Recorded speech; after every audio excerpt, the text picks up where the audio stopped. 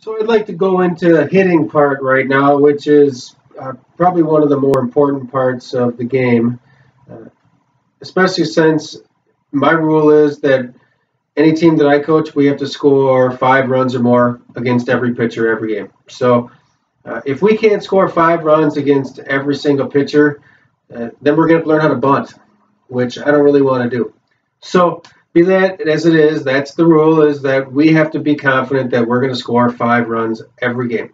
And so with that, I'd like to just talk about my hitting.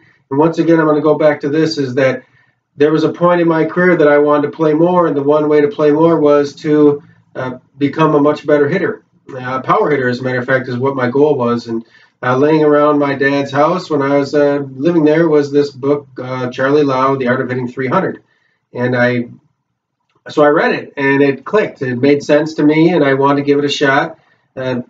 Realistically, there was no practices at that point, so your practices were in the game. And the first thing I'm going to do is just go over the things that I took. Charlie Lau was a baseball hitting instructor for the major leagues, and so I had to sort of adapt some things to softball. It is an evolving thing, hitting. It's not always the same. Like when I first started out hitting, people just thought, well, I just throw it fast and I'll be fine. Well, then you start catching up to the speed, and then they change speeds on you when they realize that, okay, he's not swinging at bad pitches that are out of the strike zone. He's patient, that sort of thing. And so now I have to change speeds to keep him off balance. At one point, it was like it didn't really seem to matter what they threw. It just all looked like a beach ball. And then as I got later on, I could just almost sit on an off-speed pitch. And so that's how it evolved for me. But that's over a very long, 20 years time of hitting. And these girls have a very short amount of time, and it's always against different players. And even though the coaches in the high school level may change, by the time a girl gets to varsity, they may only have 2 years left. So you're not going to have to deal with that as much. But the fact is that you have to learn how to hit. And probably the first thing is you have to change the way you think. And if you're watching this, there's a good chance you may or may not be wanting to change the way you think. And so anyway, let's just start off with the things that I learned from Charlie Lau. And I apologize, this is going to be it's going to be kind of lengthy. So that's just the way it is. It's hitting. And I'm going to go into as much detail as I possibly can. Like I said, this is just one phase in all these videos. And I want to give players a chance to learn how I thought. So, and I'm going to look at sheets of paper every now and then, just so you know, because it's tough to remember. So hitting off the front foot, as I know, everything I teach is off the front foot for the most part. But so the weight transfer there, back. So you have to go back to go forward, and then you hit off you're on your front foot. You notice how it's right here. Finishing high with your swing. So it's but high. You don't finish down. We're trying to hit with power. We're trying to hit home runs. The other thing is hitting up the middle. And that's pretty self-explanatory. You're always trying to hit it up the middle. That way, if you're a little early, a little late, it just kind of veers off into the gaps. This is kind of a tough one to see, but you have to lean forward first and then the knees, as opposed to knees and then leaning forward. We can talk about it more, but believe me, it gets we want your weight forward going into the pitch, keeping your head in there. What are the other ones? So you have to go back to go forward. That means you have to get your weight back here and bring it through, right? And there is a couple different ways. Like you could just start wider and go here to here, or you're going to see some really, when you get really super confident, you can really pick it up and set it down, and that gets all your way back and it gets it all going forward.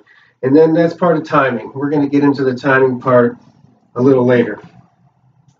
Hit the middle, the front foot closed. You're not going to be able to see my feet right now, but as soon as if you're just standing facing this way with both your feet facing this way, that's closed.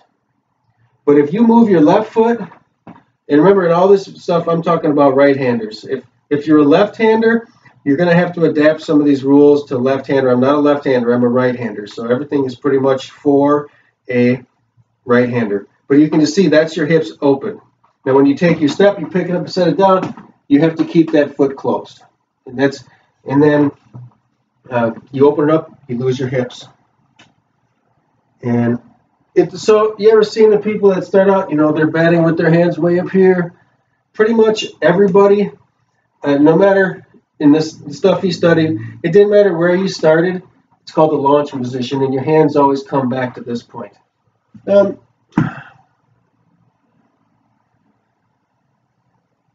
So that's what I took from Charlie Lau.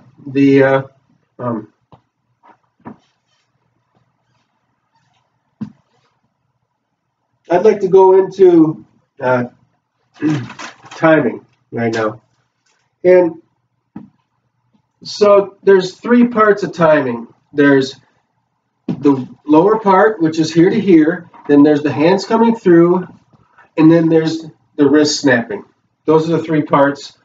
We're already 6 minutes in. I'm going to try to keep this going. But I think the toughest part about coaching I've had to do is not from here to here, but it's here to here.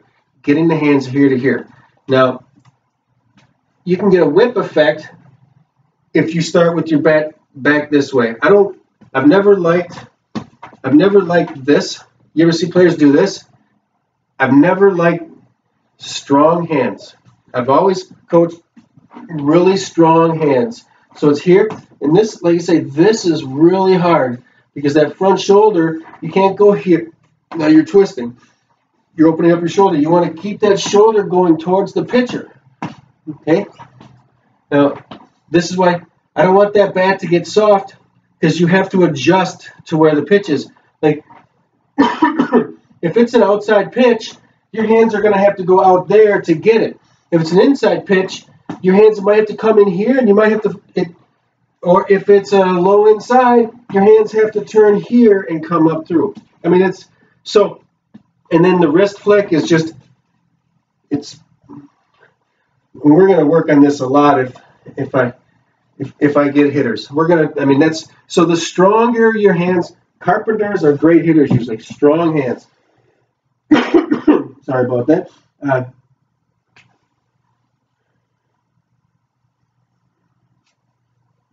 So there's at least 5 different swings that I've found, at least 5, and I'm saying at least 5 because there could be more. The low inside pitch has a swing. It's number 1. You have to get behind the ball and you have to follow through straight. You'll notice if you follow through to the left or the right, that's not the right follow through. You want to follow through straight ahead. Number 2 is the same thing on the outside. Okay. Number 3 is just the number 2 is actually a low outside pitch can have 2 different swings. You can lean way over and do the same thing as the number 1, or you can just drive it, just foul it off or just try to hit it over that way. Number 3 is right down the middle, the most common swing. I mean, it's just pitch right down the middle, boom. 4 is anything outside. Basically, just anything outside. You just follow through towards where it's going. You just follow through the first base, and then you come through. So it's follow through, and then you have to come through. Finishing high. We'll call it just, you ever seen those pitches? They're super. This is one of the easiest pitches to drive out of the park. You're down here in your stance. You got your springs. You're leaning over. Pitch comes in high. You get to come up while you're swinging. And then remember, when we're hitting the ball, we want backspin. Backspin is going to carry the ball out of the park.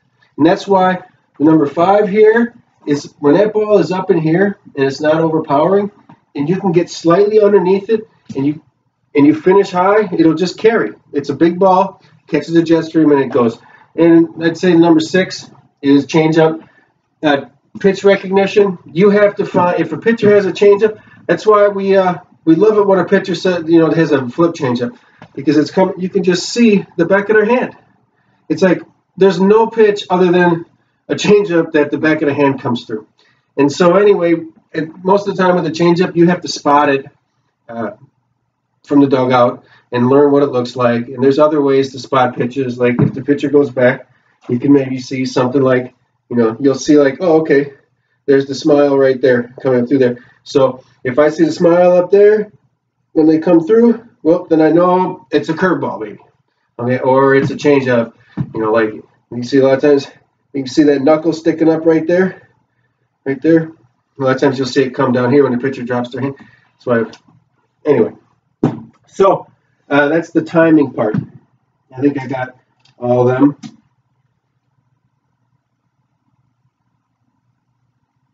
All right.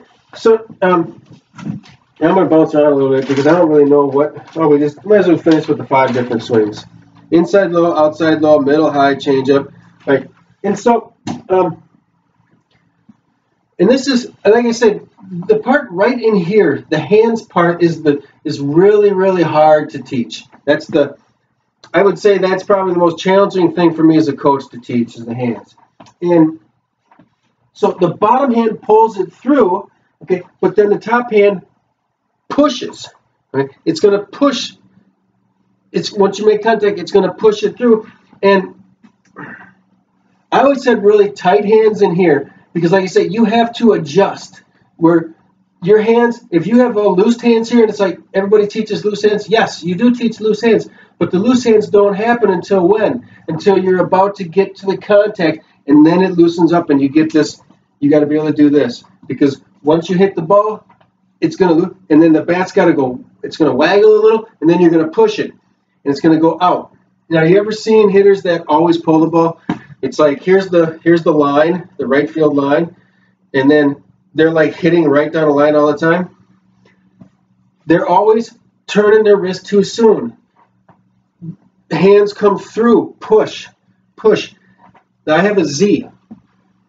It's a Z. That's the hitting zone. So when you're out in front of when you want to hit the ball in front of the plate, like right here where my bat is. If you hit the ball on the outside corner right here, it's going to go into the gap, and that's still in front of me. And so if I want to hit the ball in the middle, I'm going to be a little bit farther in front of that. Now, let's say I want to hit the ball in the middle, but it's out here. That means I got to really crank my wrists when I make contact to get it to go up the middle. So there's a Z that you can hit the ball. If it's still coming down the middle of the plate, you're in the middle of that Z. But if it's on the inside corner, you actually have to hit it out in front.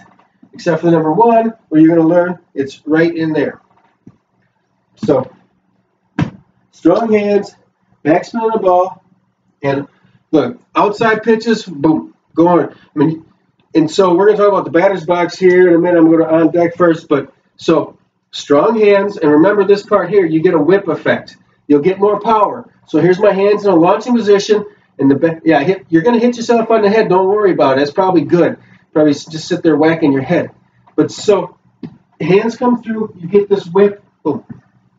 I went through that. Let's go to the batter's box, then I can get rid of that because I got there. So and this is kind of a personal preference, but I was really good at just smoothing out. I wanted that batter's box, wanted to make the pitcher nervous, right? Make the pitcher have to sit there and wait. And I should probably do a section on, getting rid of the pitcher's timing. If they're in a groove, you can't step both feet out of the box. But once you get a nice smooth box, and then find your back foot spot and keep it. Because you're going to really need, the harder you can push off that spot, the more power you're going to generate towards the pitcher. And that goes into timing. But that back foot really isn't going to move until you swing. And so then if you got a pitcher that's not that much quick pitching, but just grabbing the ball and then they're in a groove, and you want to disrupt them, you can't take 2 feet out of the box. You're there. You don't want to refine that back spot. It's good. There's no stone there. You got a nice going like ridge downhill, whatever you want to call it, but that's good. So you got your 1 foot out. Pretend like you're getting a sign. We don't want to bunt, so I'd be worried about looking at the signs too much. But look around at the field.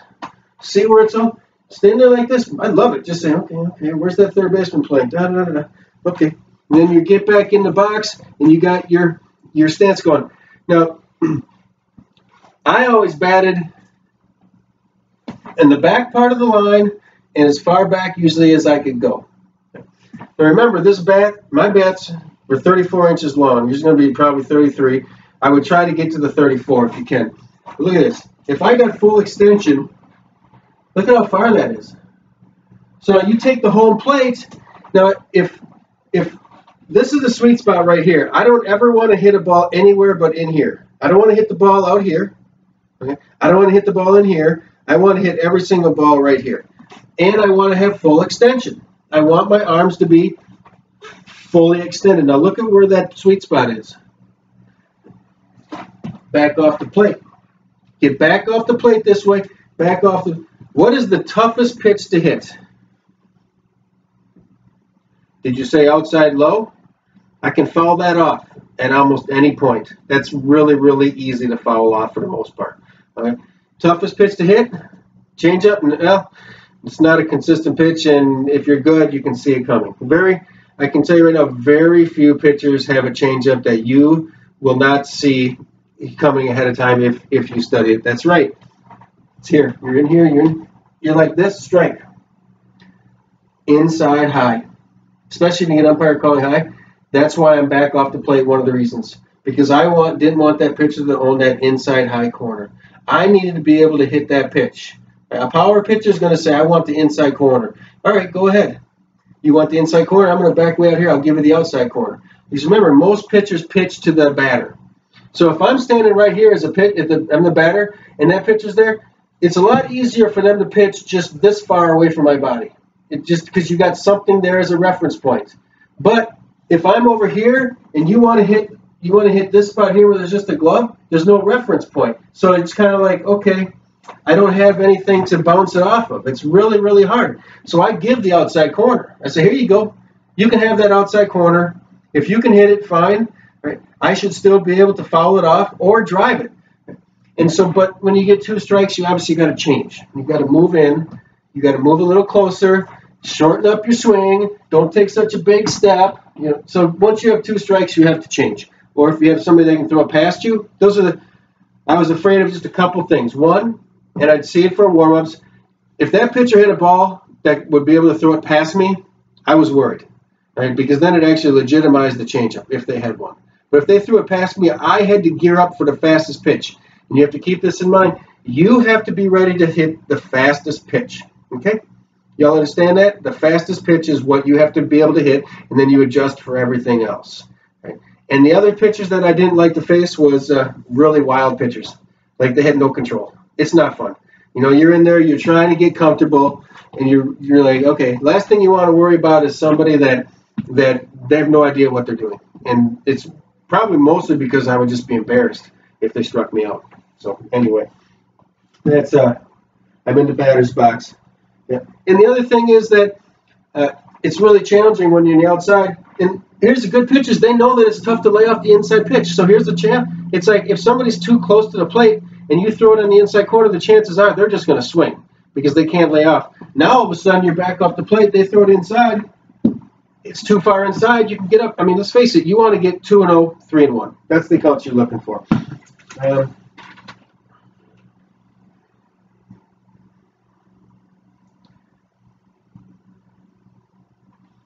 So relax. I mean, you should be really, really relaxed, not uptight. You should be really loose and relaxed. If you're all tight, then you got to figure out a way to do it to get relaxed.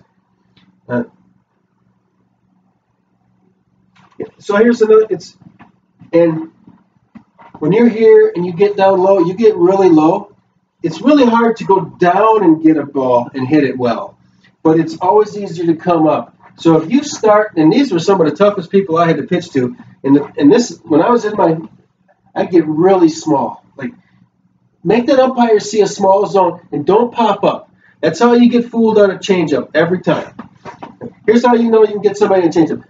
Batting it, all of a sudden, it's like a little floater, and then they go like this, and then 2 ways you get burned on a changeup. Going like this and going like this. Oh. So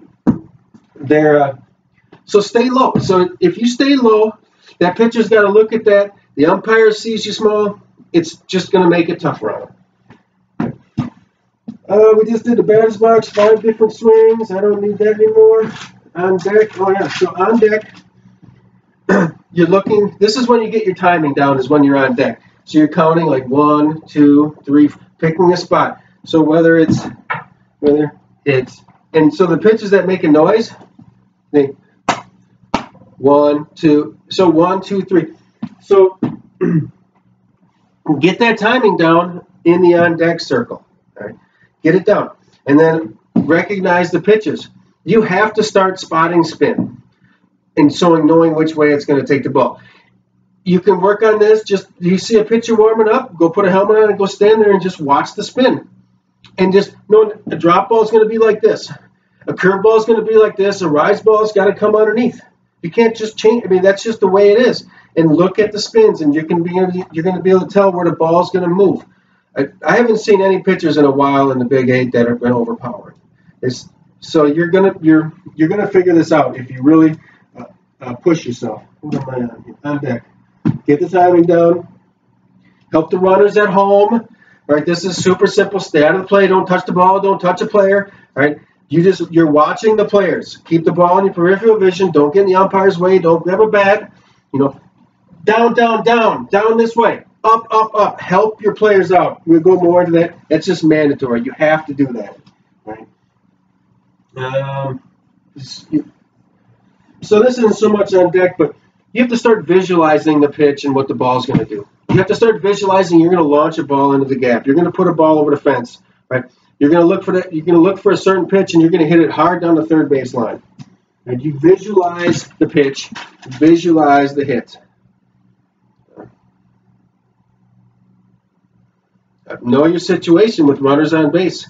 2-0 count, 3-1 count. Look for a pitch.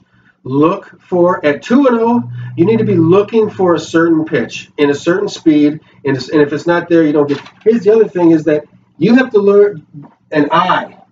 You have to have the eye.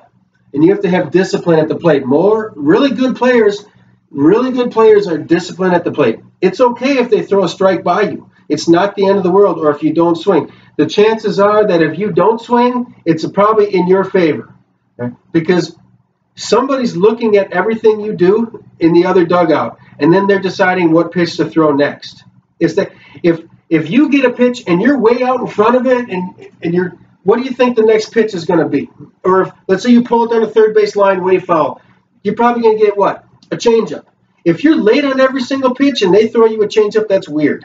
Right, because you can't hit it in time, right, when it's coming in there at the regular speed. But if we slow it down, now you'll be able to hit it up the middle. Know what just happened after each. It's like, okay, I just swung at a curveball 2 feet out of the strike zone high. Right? What do you think they're going to throw me again? I would guess the same pitch, right? Why not? You swung there once. They're probably not going to throw it down the middle after that. If they do, it'll be a mistake. So you need to have an eye, and it's this ability. Whoa, I don't want that. You have to want to swing at every single pitch, and then decide at the last second, nope, not swinging. That's where the strong hands come in. No, I'm not swinging. Nope. So we'll work on all that stuff too.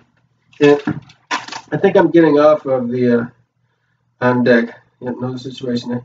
So then, once you're done hitting, you have to figure out what you just did right or wrong. And we have to be hard on ourselves. We can't just be like, oh, I got lucky, and I'm going to do that again. You have to go, okay, what did I hit? Was it a curveball, drop ball? Was it a mistake? Was it a good pitch? What was the count? 0-2? 2-0? Did I critique your hit? We'll teach, if you're around me, I'm going to teach you all this stuff. We're going to go through this whole tape. And we're going to go through it. I mean, in high school, you got all sorts of rain in the beginning of the year where we all have to be in a gym. So basically, you got baseball, track and field, softball, soccer, all trying to get in a gym on a rainy day. We're going to have lots of time just to deal with the brain and how to think. It'll be fun. Now, if you don't want to hit this way, it might not be so much fun because you already have your own way of hitting. And I guess we'll just have to send you to the weight room, or you just have to do push-ups the whole time, right? Which is fine. It's building muscle is always good. So I'm going to go to pitch recognition because it's next. I think I already went through the change-ups, discipline hitting. Look, you can pick. Would you rather, if you're guaranteed to get out no matter what, would you rather pop up on the first pitch or strike out on 7 pitches? So, I mean, this tells you There's probably one of the worst at bats you'll ever have is just a pop up on the first pitch. Very weak. You want to hit every single ball hard, right? You want to hit it hard. You want to drive the ball. Okay. Pick up the spin. We're going to talk about that. And the person calling the pitches, wild pitches. The other thing is pitch recognition. I mean, there's some really weird pitchers out there, and you got to remember in men's fast pitch, there's not a lot of pitching lessons for men. It's not like men just come up to me and say, hey, will you teach me how to pitch? They just don't do it. They just figure it out on their own. And it's funny because, so here's a guy pitching, and he comes up here, and then for some reason he kept going like this. And it just messes me up. There's a hand coming through. There's other guys that could hide the ball, like it would come from behind them. There's just certain pitches they're just deceptive. It's just really, really deceptive. And then you all understand where to look. Okay, you're not looking over here or up here like a baseball. You're looking in this area here because the ball's going to come shooting out here. Unless obviously if a pitcher comes back here and you can see the ball, and you have a chance to, but you have to right away. It's like, okay, you have to look for it. If you don't see it, you have to train your eye better. You're looking for like these seams. You're just looking for the same thing, right? And then you have to get right back to this area here. Yeah, and you have to want to hit every pitch. I can't, and two-strike hitting, make contact. So the explosion, this is probably really, really important. And hips are your power, okay? Hips. Any really, really strong power hitter is going to have really strong hips. And the explosion part, it's, like I say, we hit off the front foot and everything is in front of you. We're not hitting back here. We're not. And so your hands are here and you're going through. Your wrists are going to snap, okay, at the same time as you're going to open up your hips and your feet are going to turn. You're going to follow through high and your head's going to follow it. Right? If anybody, I can tell you right now that if anybody hits and their head stays down here, good luck. Right? Good luck. And where am I at here? Explosion. Shoulder. That shoulder, you're going to drive that shoulder to that pitcher. Once you open up that shoulder, you've lost this power in here. Do not crack the wrist too soon. We talked about the pull hitters. Your hands continue to go through. Push the hands through and then go and finish high. And then the back leg will come through. So, and then it's going to come through. You're going to, knees move up with the pitch. We talked about that.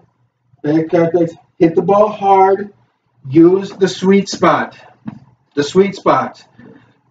And bat speed. Lots of bat speed. Just crack. Really good bat speed. I think I've covered pretty much everything. And this video will get better with time, I'm sure. So thank you. Like I say, Dave Yaeger, I'm Memorial Softball right now. I'm available to teach this hitting for Memorial players. It's free. I love to do it. I'll work exhaustedly if that's possible.